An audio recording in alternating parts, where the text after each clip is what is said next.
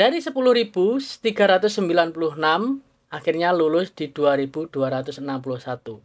Yang seharusnya 2.420 yang kemarin dikatakan oleh BP2MI dikalikan 1,1% untuk jumlah kuotanya. Namun ternyata tidak sampai 1,1%.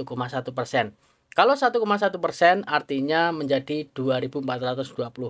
Namun alhasil di sini yang lulus di 2.261. Kenapa demikian? Yuk kita bahas. Assalamualaikum warahmatullahi wabarakatuh. Ketemu lagi bersama saya Wahono Channel yang selalu memberikan motivasi dan juga dukungan buat teman-teman semuanya. Ada kurang lebih 8.000 teman-teman yang tidak lolos ataupun gagal di phishing, dan ini nggak boleh sedih berlarut-larut dan tetap semangat buat kalian. Tahun ini belum rezekimu, siapa tahu di tahun depan akan menjadi rezeki kalian bisa lulus di manufaktur. Dan akan saya tawarkan satu buah buku tryout buat kalian untuk belajar supaya nantinya di tahun depan bisa lolos di manufaktur atau phishing. Bisa langsung datang ke kolom deskripsi untuk link pembeliannya dan harganya cukup murah. Semuanya berada di kolom deskripsi. Dan buku ini dirangkum dari 90% textbook baru, 10% textbook lama. Dan untuk yang warna merah ini 100% di textbook baru. Oke, kita lanjut di pengumuman hasil ujian sudah dikeluarkan dan ini sudah resmi dan tidak bisa diganggu gugat. Ada kurang lebih 2.261 peserta yang lolos. Jangan senang dulu, di sini masih ada seleksi lagi di tahap kedua skill test, tapi tetap kalian optimis bisa lolos di skill test. Dan kurang lebih ada 61 peserta nantinya yang akan digugurkan di skill test. Kita baca di poin ketiga ya. Dengan pemberlakuan sistem poin, kelulusan ujian kemampuan bahasa Korea seperti IPS Topik UBT umum sektor perikanan dengan tahun 2025 belum merupakan hasil kelulusan akhir. Jadi ini belum lulusan akhir dari teman-teman yang mendapatkan kelulusan ataupun angka ini 2.261. Jadi ini belum hasil akhir. Dan selanjutnya di poin keempat, peserta yang dinyatakan lulus ujian kemampuan bahasa Korea IPS Topik UBT umum sektor perikanan tahun 2025 wajib mengikuti skill test atau kompetensi tes. Jika tidak mengikuti skill test atau kompetensi maka peserta dinyatakan langsung gugur ya, mengundurkan diri. Jadi tidak ikut skill test. Jadi jangan sampai teman-teman tidak menghadiri skill test ini. Selanjutnya, untuk skill testnya sendiri hampir sama seperti tahun sebelumnya. Namun di sini ada perubahan nantinya ya untuk skill testnya. Untuk videonya saya akan buatkan nanti. Dan di sini ada skill test, ada 3 bagian.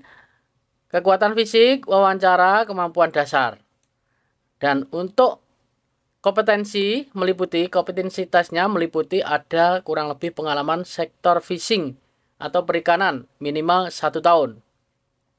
Ini kemarin sudah dibuatkan untuk poin-poinnya, bisa dicek di video saya.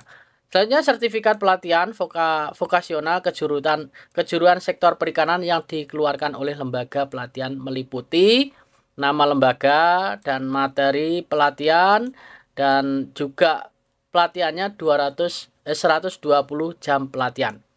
Pendidikan di bidang perikanan juga bagus ya. Juga itu dinilai pendidikan di bidang perikanan. Dan selanjutnya di bawah juga ada memiliki sertifikat nasional kompetensi di bidang perikanan yang diterbitkan oleh lembaga sertifikat profesi institusi pemerintah. Jadi semuanya ini ada nilainya teman-teman. Untuk nilainya bisa dicek di video saya di bawah sudah saya buatkan. Dan untuk pesertanya yang lulus itu banyak sekali. Ada beberapa perempuan, banyak perempuan juga di sini saya melihat, tapi jumlahnya masih belum diketahui untuk jumlahnya. Dan nilainya pun sendiri tidak diketahui dan mungkin nanti kalau sudah di tahap kedua akan diketahui berapa nilainya. Dan ada juga teman-teman yang nilainya tinggi tapi di daftar nama ini tidak ada. Nah ini nggak tahu kenapa.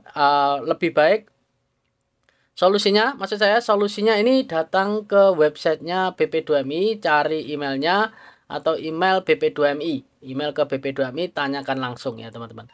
Nah, jadi di sini kenapa? Ya, oke. Di sini akan saya jelaskan kenapa kuotanya menjadi 2.261. Nah, ini kemungkinan besar dari gambaran saya pribadi yang mendapat nilai 77,5. 77,5 itu lebih dari 2.420 teman-teman. Jadi melebihi kuota tersebut mungkin di situ ya. Dan mungkin bisa sampai 2.500, 2.600. Yang diinginkan hanya 2.420. Ini hanya gambaran saja ya.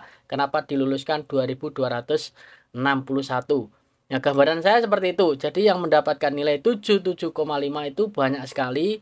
Mungkin hampir 2.500 atau mencapai 2.500 jika digabung dengan 77,5. Jadi alhasil sekarang diambil 80 dikarenakan lebih dari kuota yang ditentukan. Kuota yang ditentukan 2.200 dan ditambah 61 aja. Dan sangat disayangkan sekali hanya tambahnya 61 saja dan nantinya yang akan digugurkan 61. Saya rasa HRD sekarang makin pelit ya teman-teman dengan kuota ya. Dengan kuota sangat pelit sekali. Tapi nggak apa-apa, teman-teman yang gagal ikut lagi di tahun selanjutnya. Mungkin itu saja yang saya sampaikan. Tetap semangat. Ingat ya, suatu kegagalan adalah kunci dari keberhasilan. Wassalamualaikum warahmatullahi wabarakatuh. Annyeonghaseyo.